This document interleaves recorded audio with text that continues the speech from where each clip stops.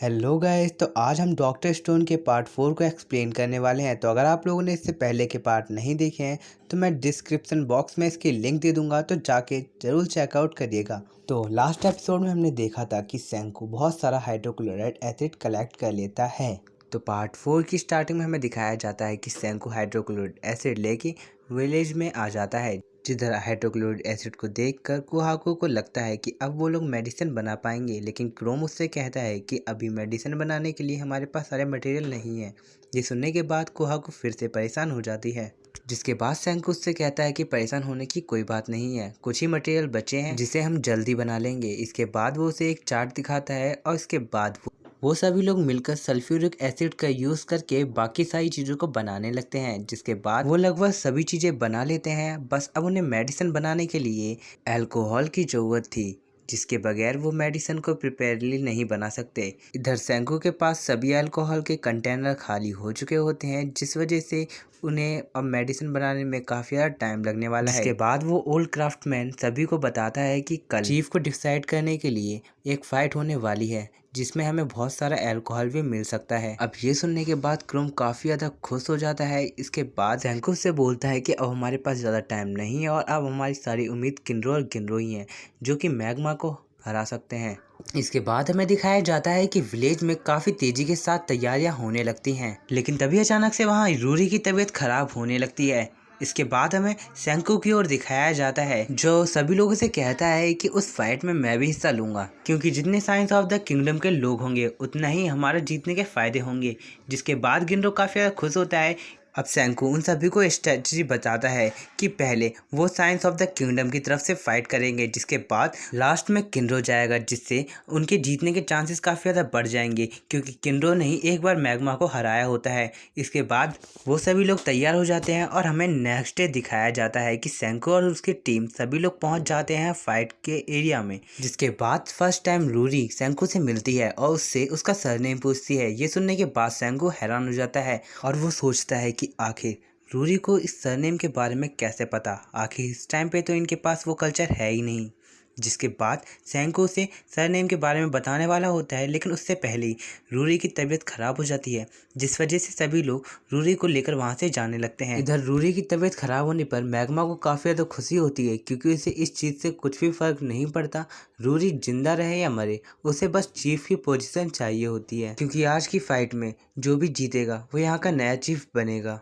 इसके बाद हमें क्रोम को दिखाया जाता है, जो कि अपने माइंड में सोच रहा होता है कि वो पहले मैग्मा से लड़ेगा, उसके बाद वो उसके मेन पॉइंट में मार के उसे कमज़ोर कर देगा, जिसके बाद किनरो आसानी से मैग्मा को हरा देगा, जिसके बाद उनकी टीम जीत जाएगी और मैग्मा यहाँ का चीफ नहीं बनेगा। इसके बाद हमें सेंकू को दिखाया जाता है, जो सभी को बताता है कि फर्स्ट नंबर पे कोहाकू जाएगी मैग्मा से फाइट करने के लिए, क्योंकि कोहाकू मैग्मा को काफ़ी ज़्यादा थका सकती है, और लास्ट नंबर पे किनरो जाएगा, जिससे वो दोनों एक दूसरे से फाइट करेंगे। तो 100% चांसेस हैं किनरो के जीतने के। अब सेंकू और सभी लोग बात कर ही रहे होते हैं कि तभी रेफरी बोलता है मेरा चार्ट तैयार है और इस चार्ट के अकॉर्डिंग ही लोग एक दूसरे से फाइट करेंगे। अब इस चार्ट को देखने के बाद सेंकू और उसकी टीम को काफ़ी ज़्यादा धक्का लग जाता है, मगर सेंको अपने आप को संभालता है और वो कहता है कि एक साइंस यूजर के पास एक बैकअप फार्मूला जरूर होता है। जिसके बाद सेंको उसे एक बोतल दिखाता है और कहता है यह एक एनर्जी ड्रिंक है, और इस एनर्जी ड्रिंक को पीने के बाद और उस पर्सन के पास काफ़ी ज़्यादा ताकत आ जाती है, तो उसके जीतने के चांसेस 100% बढ़ जाएंगे। और मैंने इसे 3 चीज़ जैसे कि हनी, घास और एक लीफ की पत्तियों से बनाया है। अब सैम को उस ड्रिंक के बारे में सभी को बता ही रहा होता है, लेकिन गिनरो परेशान होने की वजह से वो पूरी ड्रिंक एक बार में पी जाता है, जिसकी वजह से क्रोम परेशान हो जाता है, क्योंकि अब उनके जीतने के चांसेस बहुत कम हो चुके होते हैं, क्योंकि ये ड्रिंक सेंकू ने किनरो के लिए बनाई होती है। जिसके बाद सेंकू उससे कहता है कि तुम इतने परेशान मत हो, मेरे को इसको बनाने की सभी चीज़ें पता है कहाँ कहाँ पर है, बस मुझे कुछ थोड़ी सी घास की ज़रूरत है। जिसकी वजह से सुइका उससे कहती है कि वो घास मैं ले आऊँगी। जिसके बाद सुइका उस घास को लेने के लिए चली जाती है। इसके बाद हमें वहाँ मैग्मा के चमचे को दिखाया जाता है, जो कि सेंकू की बातें सभी सुन लेता है। इसके बाद वो सुइका के पीछे चला जाता है। अब हमें सेंकू और उसकी टीम को दिखाया जाता है। अब वो लोग उस एरिया में आ जाते हैं जहाँ उनका फाइट होने वाली थी, लेकिन तभी वहाँ मैग्मा का चमचा दौड़ते हुए आता है और वो कहता है, तुमने जो सुविका को घास ढूंढने के लिए कहा था वो उस घास को ढूंढते ढूंढते नदी में गिर गई, जिसकी वजह से वो डूब जाएगी, तो जल्दी से जाओ और उसे बचाओ। इधर सेंकू और क्रोम दोनों ही उसकी बात को समझ जाते हैं कि वो झूठ बोल रहा है, जिसकी वजह से सेंकू और क्रोम दोनों मिलकर उसकी काफी ज्यादा कुटाई करते हैं और उससे बोलते हैं कि तुम्हें कैसे पता कि सुविका घास ढूंढने के लिए गई थी, यहाँ तक कि वो डूब रही थी, तो तुमने उसकी मदद क्यों नहीं की। इधर क्रोम और सेंकू उसकी काफ़ी ज़्यादा कुटाई कर लेते हैं। तभी वहाँ पर कोहाकू आती है और वो सेंकू को रोकती है और उससे कहती है कि मुझे पता है कि ये झूठ बोल रहा है, लेकिन हम फिर भी थोड़ा भी रिस्क नहीं ले सकते, हमें सुविका को ढूंढना होगा, क्या पता इसने सुविका को कहीं पर बांध दिया हो। अब कोहाकू सेंकू को ये सारी बात बताने के बाद वो जंगल की ओर निकल जाती है सुविका को बचाने के लिए। इसके बाद क्रोम चीफ मतलब जो चीफ रेफरी बना है उससे बोलता है कि अब जो कोहाकू है वो सुइका को ढूंढने के लिए जंगल में गई है, तो ऐसा हो सकता है कि उसकी जगह कोई और फाइट कर सकता है। लेकिन रेफरी उसे इस चीज़ के लिए मना कर देता है और उसे कहता है कि अगर कोहाकू तुम्हारी फाइट ख़त्म होने से पहले यहाँ पर नहीं आती है तो उसे इस मैच से डिस्क्वालीफाई कर दिया जाएगा। अब ये सुनने के बाद मैग्मा और मैग्मा का चमचा काफ़ी ज़्यादा खुश होने लगते हैं, क्योंकि उनकी सबसे बड़ी मुसीबत कोहाकू और किंड्रो होते हैं और उन्हें अब लगता है कि उनकी एक मुसीबत बिल्कुल तरीके से साफ हो चुकी है। इसके बाद अब टाइम हो जाता है मैग्मा और किंड्रो की फाइट का, जिसकी वजह से मैग्मा किंड्रो से बोलता है कि अगर तुम मेरी टीम में आ जाते हो तो मैं चीफ बनने के बाद तुम्हें काफ़ी अच्छी पोजीशन दूंगा। मगर किंड्रो उसकी कोई भी बात नहीं सुनता और उसके ऊपर एक के बाद एक अटैक करने लगता है, जिसकी वजह से किंड्रो मैग्मा पर भारी पड़ने लगता है। अब मैग्मा का चमचा चीटिंग करने की कोशिश करता है, मगर सेंकू और क्रोम उसको देख लेते हैं और उसकी काफ़ी पिटाई करते हैं। इसके बाद हमें जंगल में दिखाया जाता है कि सुविका रस्सियों से पेड़ों में बंधी होती है। इधर सुविका सोच रही होती है कि वो यहाँ से कैसे निकल लें। तभी उसके पास एक आइडिया आता है, जिसकी वजह से वो वहाँ पर गोल गोल घूमने लगती है। अब रस्सियाँ ढीली होने लगती हैं, जिसकी वजह से सुविका वहाँ से नीचे फिसल जाती है और वहाँ से आज़ाद हो जाती है।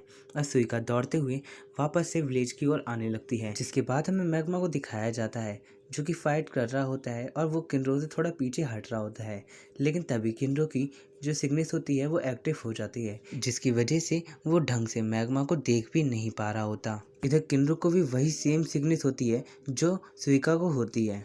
अब किंड्रो मैग्मा को नहीं देख पा रहा होता है, जिसकी वजह से मैग्मा उसके ऊपर एक के बाद एक अटैक करता है, जिसकी वजह से किंड्रो कोई भी अटैक डॉज नहीं कर पाता और वो काफ़ी ज़्यादा पिटता है। इसके बाद हमें सुविका को दिखाया जाता है जो कि तेज़ी से विलेज की ओर बढ़ रही होती है। इसके बाद सुविका उस जगह पहुंच जाती है जब किंड्रो और मैग्मा की फाइट चल रही होती है। अब सुविका किंड्रो की तरफ देखती है और उधर देखकर पहचान जाती है कि किंड्रो को भी वही सिकनेस है जो कि उसको है, और इसी वजह से जो किंड्रो है वो मैग्मा के कोई भी अटैक को नहीं देख पा रहा है और इस वजह से वो इतना ज़्यादा पिट रहा है। तो सुविका सोचने लगती है कि अब वो क्या करे। तो सुविका के दिमाग में आइडिया आता है। अब सुविका नीचे उतरती है और दौड़ते हुए चीफ के पास जाती है और उनके पास पहुंचने के बाद वो चक्कर की तरफ घूमने लगती है और पूरी ताकत के साथ अपने हेलमेट को किंड्रो की तरफ फेंकती है और उसको आवाज़ लगाती है। अब किंड्रो उस हेलमेट को देख लेता है, जिस वजह से वो जंप मारकर उस हेलमेट को पकड़ लेता है, जिसके बाद वो उस हेलमेट को पहन लेता है और एक अजीब सी पोजीशन में खड़ा हो जाता है। जिसके बाद सेंको, क्रोम और गिंड्रो उसे देखते हैं, जिसके बाद उनकी आत्मा अपने शरीर से बाहर निकल जाती है और वो पक्का यही सोच रहे होंगे कि ये मैंने क्या देख लिया। इसके बाद हमें किंड्रो को दिखाया जाता है जो कि उस हेलमेट को पहनने के बाद एकदम क्लियर देख पा रहा होता है और अब वो मैग्मा से फाइट करने के लिए तैयार होता है और इसके साथ ही ये एपिसोड एंड हो जाता है।